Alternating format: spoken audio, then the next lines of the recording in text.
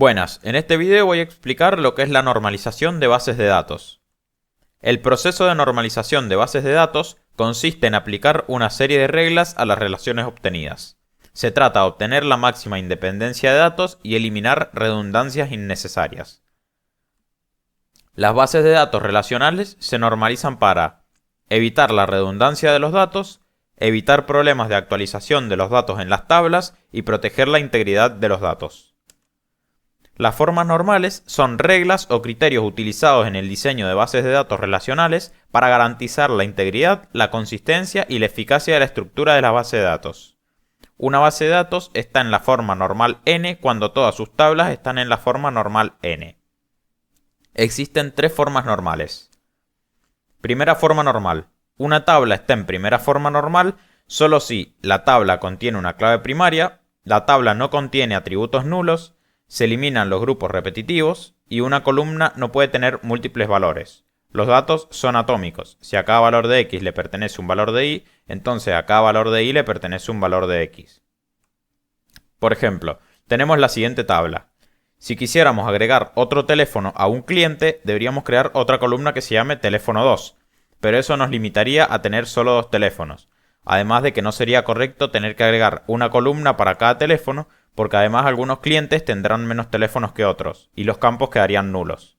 Para solucionar esto, creamos otra tabla en donde colocaremos el ID del cliente y luego un teléfono asociado.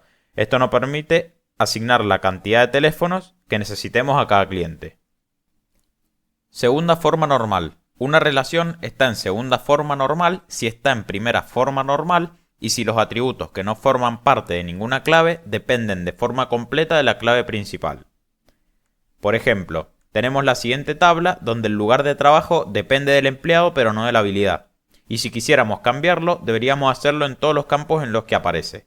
Separando los datos en dos tablas, nos aseguramos de que si un empleado cambia su lugar de trabajo, solamente deberíamos modificar la información en una columna. Por último, existe la tercera forma normal. La tabla se encuentra en tercera forma normal si es segunda forma normal y cada atributo que no forma parte de ninguna clave depende directamente y no transitivamente de la clave primaria.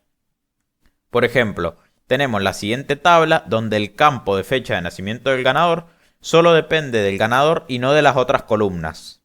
Para solucionar esto, quitamos esa columna y la colocamos en otra tabla junto al nombre del jugador para dar a entender que esa fecha de nacimiento corresponde a ese jugador.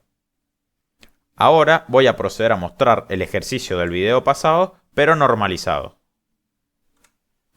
Voy a mencionar los cambios que hice. Por empezar, creé una tabla persona con los datos que comparten cliente y proveedor que permite que solo colocando el ID de la persona en estas tablas respectivamente se pueda acceder a los datos. También, en el caso de la dirección que se pide guardar de la persona, hice otra tabla.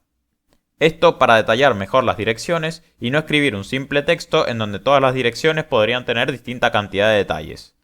También creé una tabla de departamento y una de provincia para evitar que se asignen provincias con departamentos de forma errónea si lo colocamos como una simple variable de texto en la tabla de dirección. Así podemos llenar previamente departamentos asignando las provincias a las que pertenecen y luego accediendo al departamento mediante la clave foránea en la tabla de dirección.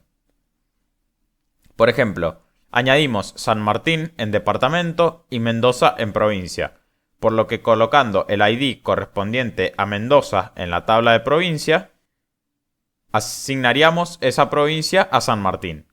Ahora en la tabla dirección colocamos el ID de San Martín y podemos asignar a esa dirección esa ciudad, la cual ya pertenecerá a Mendoza por la relación anterior. Lo explico detalladamente ahora, ya que lo utilizaremos en el resto de los ejercicios. Ahora, en el caso de la tabla intermedia entre cliente y producto llamada compra, agregaremos otra tabla para guardar los detalles de la misma. Quitaremos el ID del producto de la tabla compra y lo colocaremos en esta nueva tabla. Así quedaría finalizado el ejercicio normalizado. Espero que se haya entendido la explicación y nos vemos en el siguiente video.